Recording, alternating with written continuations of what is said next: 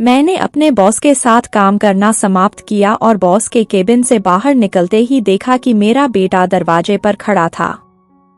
मैंने अपने बेटे को अचानक मेरे कार्यालय में देखा और पूरी तरह से स्तब्ध रह गया। जब मैंने अपने बेटे के हाथ की ओर देखा तो मुझे यह बात समझ में आई। इसे देखने के बाद मेरे मुंह में पानी आ गया। मैंने अपने बेटे को उसके हाथ से देखा। नमस्ते मेरे दिल के दोस्तों, आप सब कैसे हैं? हर दिन की तरह आज भी मैं आपके बीच एक नए वीडियो के साथ उपस्थित हूं। आज मैं आपको अपने बेटे के साथ अपने जीवन की एक और अद्भुत सच्ची कहानी बताऊंगा। मुझे पता है कि आपने शायद ऐसी कहानी पहले कभी नहीं सुनी होगी। मैं 100% निश्चित रूप से कह सकता हूं कि आज का वीडियो देखने के बाद आपका पानी भी आएगा। इसलिए मैं आपसे अनुरोध करता हूं कि आप पूरा वीडियो देखें। तो ज्यादा बात किए बिना आइए कहानी पर वापस आते हैं। मैं रूमी हूं। मैं एक बहुराष्ट्रीय कंपनी में नौकरी करता हूं। मेरे पति का नाम अभी है। वह घर पर ही रहता है। कई साल पहले एक दुर्घटना में उसके पैर की सर्जरी हो गई थी। अब वह वापस नहीं जा सकता क्योंकि पैसे की कमी के कारण ऑपरेशन नहीं हो सका। इसलिए मैं परिवार चलाने के लिए इस कार्यालय में नौकरी करता हूं। मेरा एक बेटा है। मेरे बेटे का नाम निरोप है। निरोप ने अभी कॉलेज में प्रवेश लिया है। मुझे विश्वास है कि मेरा बेटा बहुत जल्द हमारे परिवार का नेतृत्व करेगा, क्योंकि मेरे लिए अकेले इस परिवार को चलाना थोड़ा मुश्किल हो रहा है। हर दिन की तरह आज भी मैं पूरे दिन ऑफिस से रात को घर वापस आ गया। घर वापस आकर मैंने अपने बेटे निरोप को बुलाना शुरू कर दिया। कई बार फोन करने के बाद मेरा बेटा मेरे सामने आकर खड़ा हो गया। मैंने अपने बेटे की ओर देखा तो उसकी आंखों में पसीने के निशान थे। मैं थोड़ा आश्चर्यचकित होकर निरूप से बोला, निरूप तुम्हारा चेहरा ऐसा क्यों लग रहा है? क्या सब कुछ ठीक है? निरूप ने मुझे बताया, जी माँ सब ठीक है। आप कब आए? मैंने कहा, यह तो मैं अभी आया हूँ। आप इतने लंबे समय तक कहाँ रहे? मेरे प्रश्न के उत्तर में मेरे बेटे ने कहा, यह वही है जो माँ पका रही थी। सारा दिन बाहर काम करके घर आते हैं और फिर आप काम करते हैं। मुझे यह पसंद नहीं आया। आरकी, मैं अपने बेटे की इस पागलपन भरी हरकत को देखकर दृष्टि से आश्चर्यचकित हो गया। उसने मेरे लिए खाना बनाया। यह सोचकर ही मुझे ऐसा महसूस होता है। मैंने निरोप से कहा, मेरा मतलब है कि आपने खुद खाना बनाया? निर्मल ने कहा, हम माँ। आपका बेटा समझता है कि वह खाना क्यों नहीं बना सकता। मैं यह सब कर सकता हूँ। मैंने मुस्कुराते हुए कहा, एक पागल लड़का। क्या कोई ऐसा पागलपन करता है? अगर हाथ चल जाए। इससे पहले कि मैं पूरी बात कह पाता, मैंने अपने बेटे के हाथ की ओर देखा। जब मैंने अपने बेटे के हाथ की ओर देखा तो मेरे सीने में कुछ ऐसा महसूस हुआ। मैंने देखा कि मेरे बेटे के हाथ का कुछ हिस्सा सचमुच जल गया था। मैं जल्दी से भागा और उसकी जौन दवा लेकर आया, घबरा गया और उसे देने लगा। मैं दवा दे रहा हूँ। निर्मल मुस्कुराते हुए कह रहा है, माँ तुम इतनी परेशान क्यों हो रही हो? क्या मैं और वह छोटा सा हूँ या नहीं? मैं अब बड़ा हो गया हूँ। मैं आपकी देखभाल कर सकता हूँ। मैंने निरोप की बात सुनी और निरोप से कहा, सुनो मैं जानता हूँ कि तुम कैसे हो। और एक बात, मैं ऐसा काम फिर कभी नहीं करूँगा। तुमने देखा है कि कैसे हाथ जल गया। फोड़ा बिल्कुल गिर गया है। मैं ऐसा काम फिर कभी नहीं करूँगा, बच्चे। यह मैं तुम्हें बता रहा हूँ। जैसे ही मैंने अपनी बात समाप्त की, निर्मल ने कहा, माँ तुम नहा लो और आओ, मैं भोजन कर रहा हूँ। मैंने और कुछ नहीं कहा। हाँ, सूचक ने सिर हिलाया और नहाने चला गया। मुझे आज वह नीरस बचपन याद आ रहा है। एक शांत छोटे बच्चे के रूप में वह मेरा हाथ पकड़कर थोड़ा थोड़ा चलता था और उसे गोद में लेने के लिए आवाज करता था। मैं नीरू के चेहरे को देखकर उसे रोक नहीं सका। मैं इसे अपनी गोद में लेकर पूरे घर घूमता था। अब मेरा वह बेटा कितना जिम्मेदार हो गया है। उसने माँ की पीड़ा को समझना सीख लिया है। मैंने नहाते हुए खाना खाया और निरोप से कहा, निरोप मेरे हाथ में दर्द कर रहा है। मुझे समझ नहीं आ रहा कि अचानक दर्द कैसे हो गया।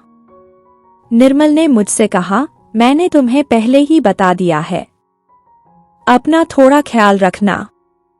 लेकिन आप मेरी बात नहीं सुनेंगे। जो चाहो करते रहो। यदि आप ऐसा करते रहेंगे तो क्या होगा माँ?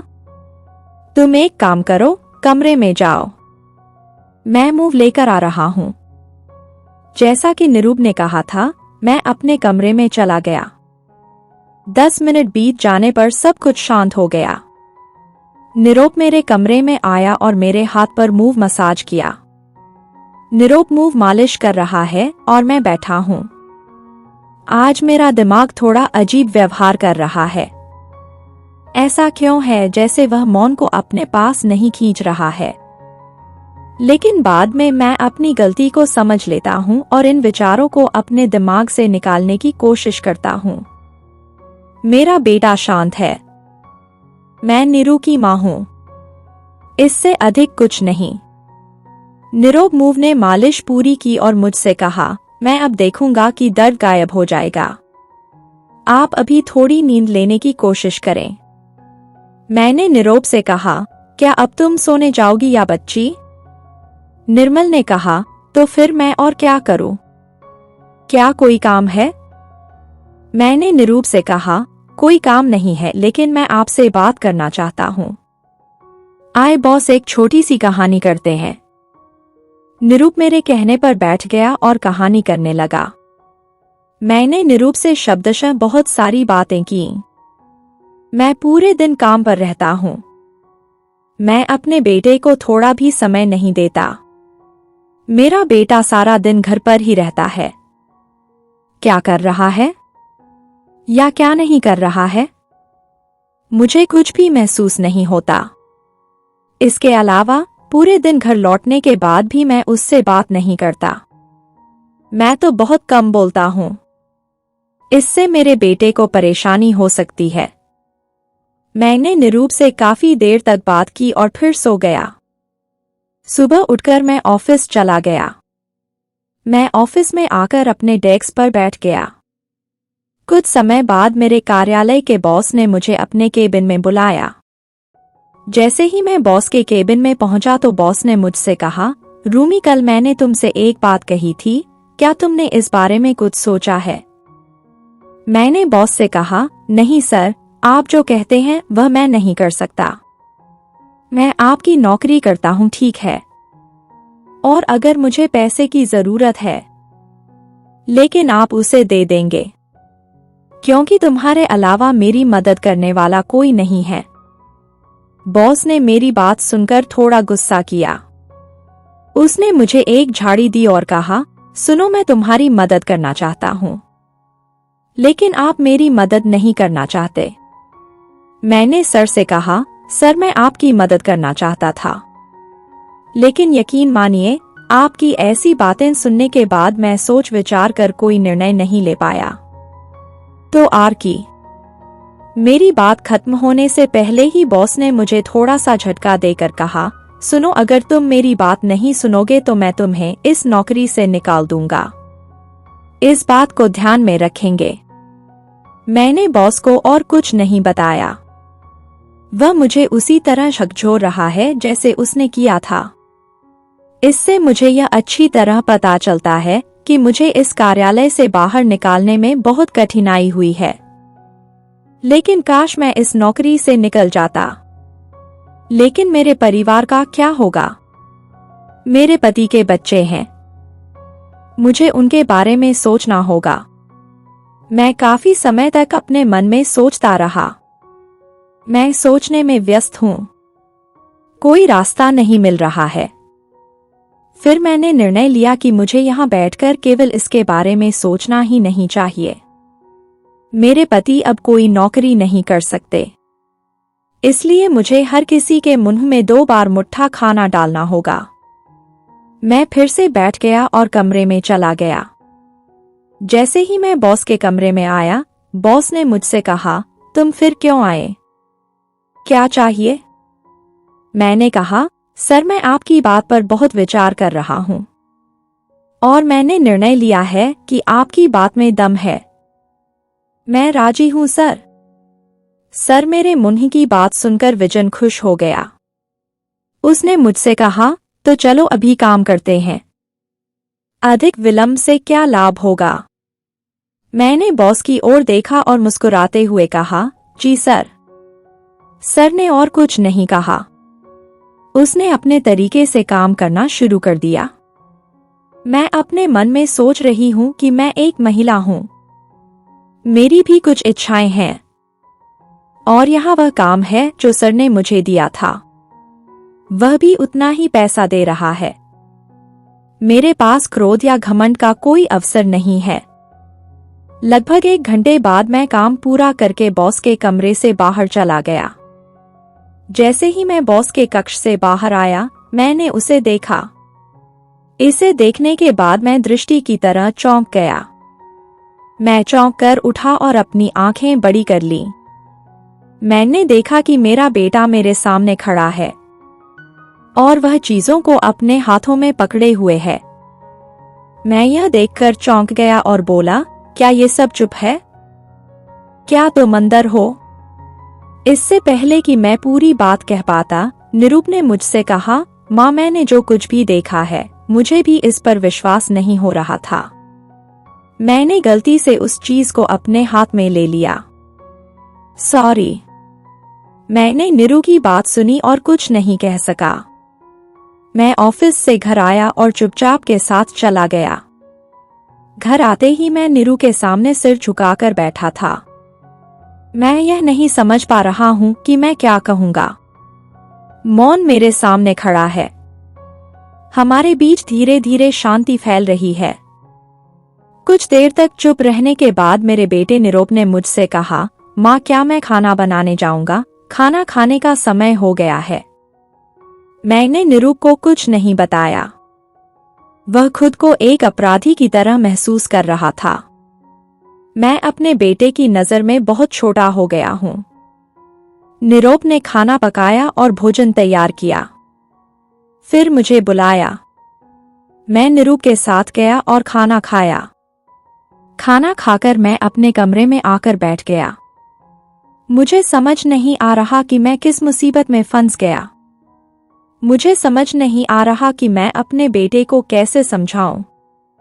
मेरा दिमाग ठीक से काम नहीं कर रहा है। मैं काफी देर तक इन विचारों पर विचार करने के बाद निरूप के कमरे में चला गया।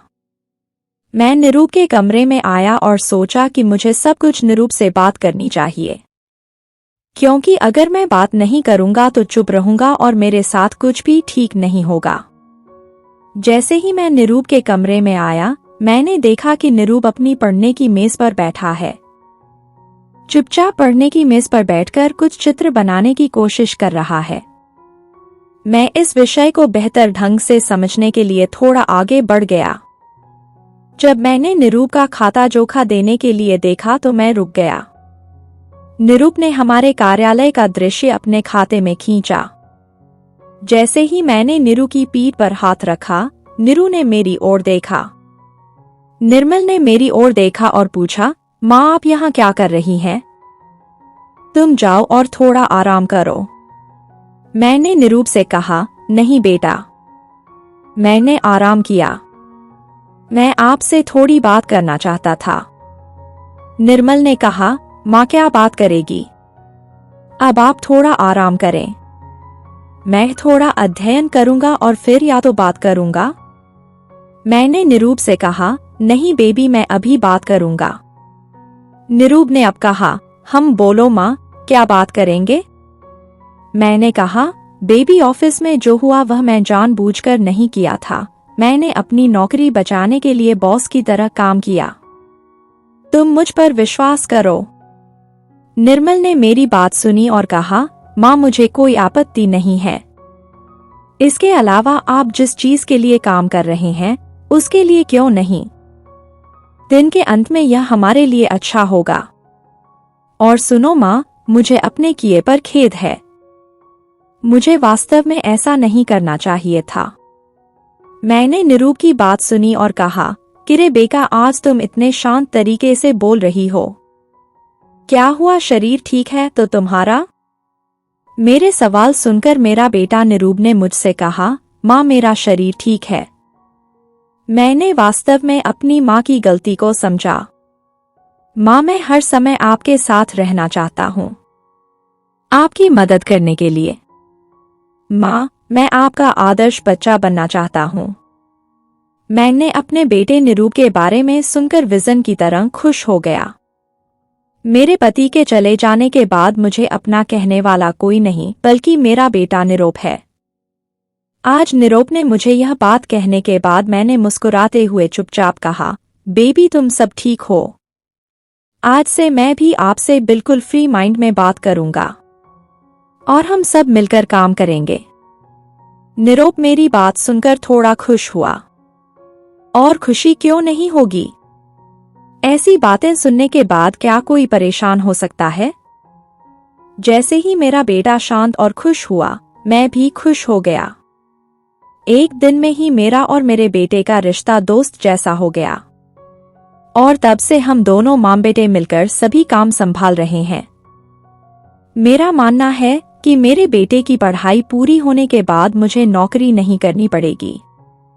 मैं अपने बेटे के साथ खुश रह सकता हूँ। हर माँ और बेटे के बीच एक मित्र जैसा रिश्ता होना चाहिए, तभी एक अच्छा परिवार बनेगा।